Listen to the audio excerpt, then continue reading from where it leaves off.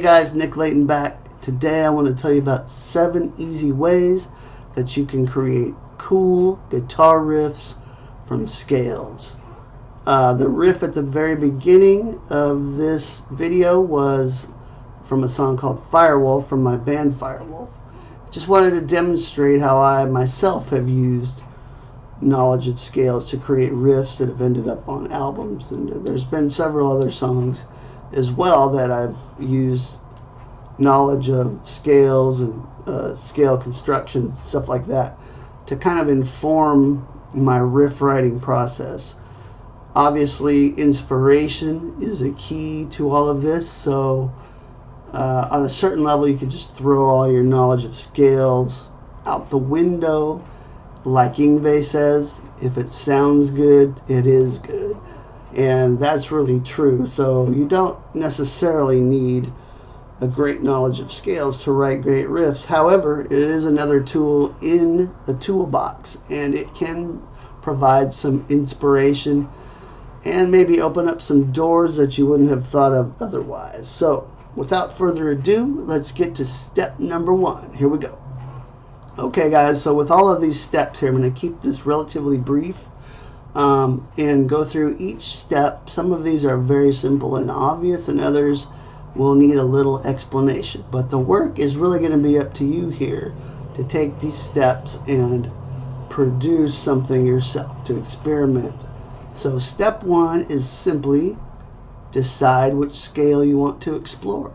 That should be fairly obvious that you will need to actually choose the scale that you want to write a riff from. So how do you do that? Basically, if you have any knowledge of scales and the types of moods they produce, usually the minor scales have darker, heavier, more melancholy, perhaps evil sounding. I mean, how you describe a certain scale or mode is very subjective, so it might remind you of something totally different than it reminds me of.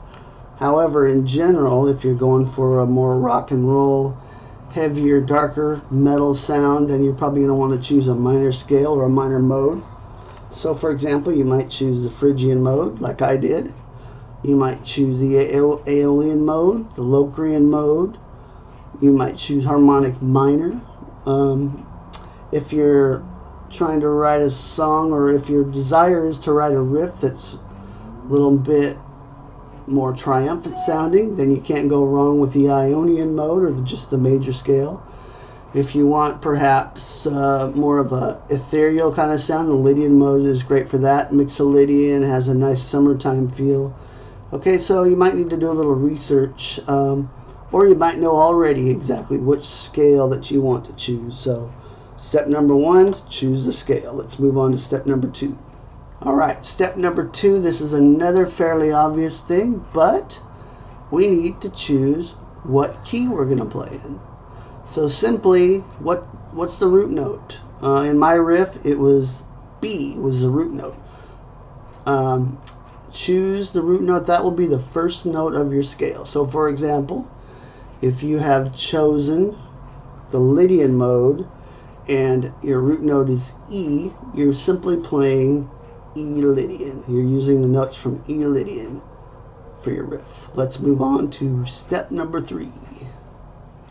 Okay, step number 3. Find the notes on your guitar.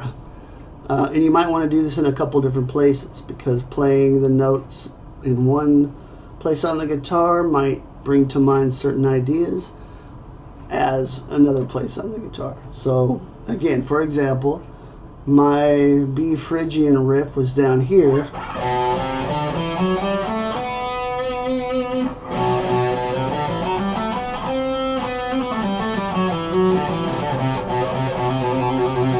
but I could also play that up here on the 7th fret.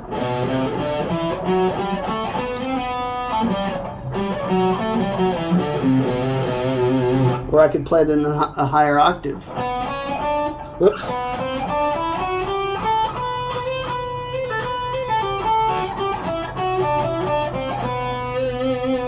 Okay, so learn your scale in a couple different patterns on the neck.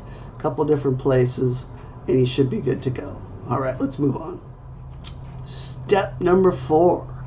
You've chosen your scale. You have decided what key you're in. You have learned how to play it.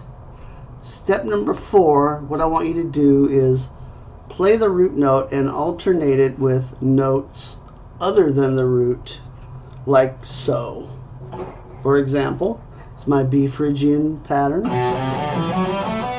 What I'm going to do is play B, and then I'm going to randomly choose other notes from the scale to play along with it.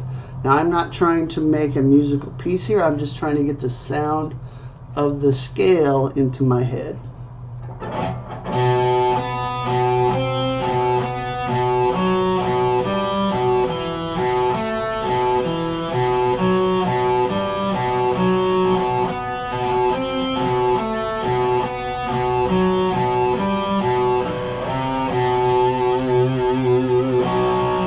Okay, if you had E Lydian, for example, you would take E, let's say we have the open E, and we wanted to alternate those notes.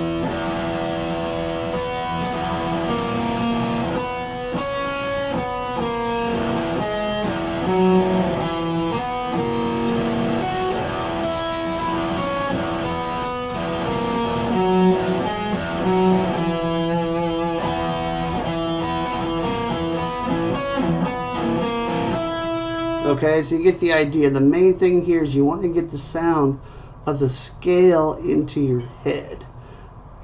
That'll should help you decide where you want to go with it. Alright, so let's move on. Step 5. Now this one takes a little bit of thought, but I'm going to show you the simplest way to do this, and then we'll talk just briefly about some other ways you can do it. Step 5, build the chords in the key that you're in. And what you do is you build a chord on each step of the scale. So, for example, the B Phrygian, first note is B. What I'm going to do is build a B chord on that. What you really need to know is the chord major, is it minor, or is it diminished? But for now, what we're going to do to simplify this is just play a power chord. So a root 5 power chord, like so, for each chord, for each note in the scale. So let me do that.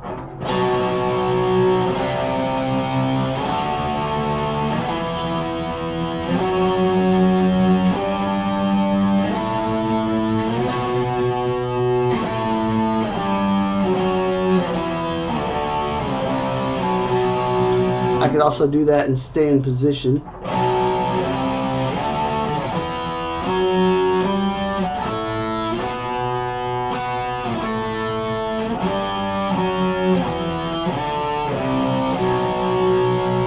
Okay, just from that, now you've got the notes of the scale, and you've got some power chords that can go with it. That will often take you 90% of the way there, especially with hard rock and metal. It is important to learn the quality of each chord, especially if you're writing chord progressions, if you're doing any type of voice leading, or you're playing any type of melodies. You really want to know what those chords are. However, this video would be way too long if we got into that here. But let me just say that a little basic theory will go a long way here. So whichever mode or scale you choose, try to find out, do a little research to see where this mode originates from. So for example, I'm in the B Phrygian mode. The Phrygian is the 3rd step of the major scale. So I can find out what all my chords are by just harmonizing the major scale in G, and that will tell me the rest of the notes for B Phrygian, or the rest of the chords for B Phrygian. Step number 6, we're almost home, is choose a basic tempo or groove. You might already have a certain groove in mind for your riff. Maybe you want mid-tempo, maybe you want up-tempo, maybe you want a ballad. It's also helpful to think in terms of style. Do you want a metal tune? Do you want blues? Maybe you want a shuffle kind of rhythm. A couple words of advice and actually a recommendation. What I would say is use a metronome or a drum machine. Even better yet, drum machines can be really inspiring. And actually, one of the first things I do is when I come up with a riff, I will turn on the drum machine and just start developing it. Just take an hour and just develop that riff. Right now I'm going to show you just a quick example of this with a metronome. I'm sure everybody has a metronome, or at least you should. I'm going to set the metronome at 92 beats per minute. Pretty mid-tempo-ish. What I'm going to do is play my B Phrygian mode, but I'm not going to play the riff that I played at the beginning because that's already a song. I'm just going to mess around and see if I can come up with something else using this as my template.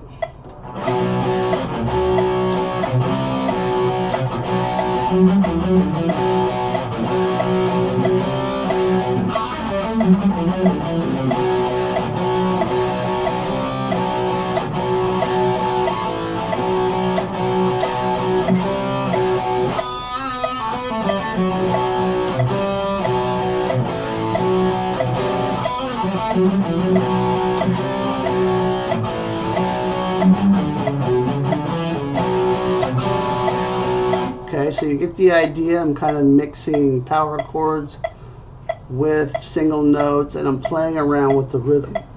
You could play less. Let's say you wanted to just give the riff a little bit more space.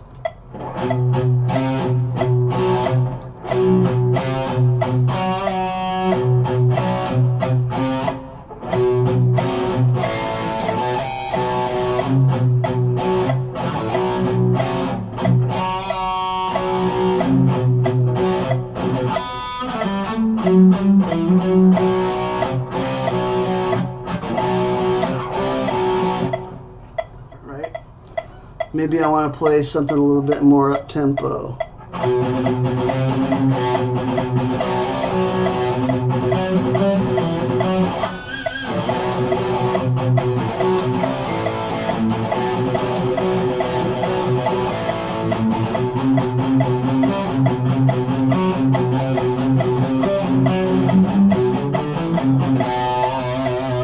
A quick, simple idea that you can do is change the tempo and maybe move to a different register of the neck.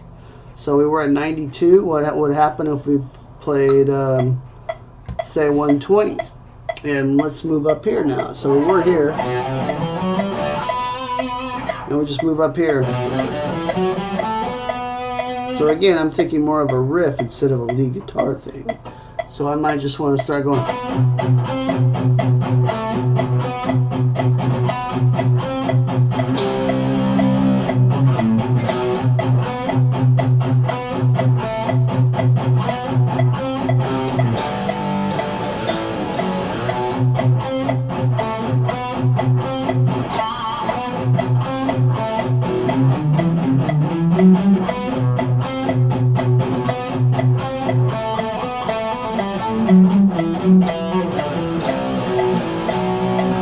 Okay, so you get the idea. You start thinking in different ways with different tempos, different grooves, different positions on the neck.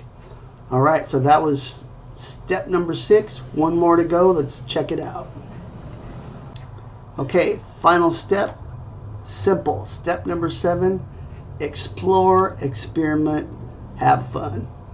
Take some time, get inspired, create some music. Have fun doing it. I think that's very important. Not just always practicing things to try to get better, but to really tap into that creative element. And if you're watching this video, I'm guessing that you want to create your own guitar riffs. Maybe you already have and you've got a great handle on this, but hopefully this has given you a few new ideas, and if it has, then I have accomplished my goal. Let's go through the steps one more time. I'm going to read them off of this paper because my memory's going. So number 1, decide which scale you want to explore. Number 2, what key do you want to be in? Okay, find your root note. Number 3, learn how to play the scale on the guitar in a couple different places. Number 4, play the root note and alternate other pitches from the scale so that you get the scale into your head. So you get the mood, the whole vibe of the scale before you start trying to create riffs. Number 5, build the chords on each note of the scale, even if just power chords. Number 6, choose a tempo and groove. Use a drum machine if you have one. Use a metronome. You can just tap your foot. However you want to do it, sometimes it helps to either be inspired by a groove or to have a groove in mind that you can base your riff on. And number 7, explore, experiment, have fun, create riffs. Go get it. Alright, that's enough for this video. It's probably too long as it is. Go create some riffs already. I'll talk to you next time. Rock on. Hey friends, I have created for you a free 25-page ebook called Sweet Picking Fire Bootcamp. And it's filled with a bunch of killer exercises, loopable types of things, as well as a full chapter on theory, a jam track, and video, audio, and tab, plus guitar profiles for everything. And it's yours for absolutely free. Just go to the link below and check it out. It's my gift to you. Rock on.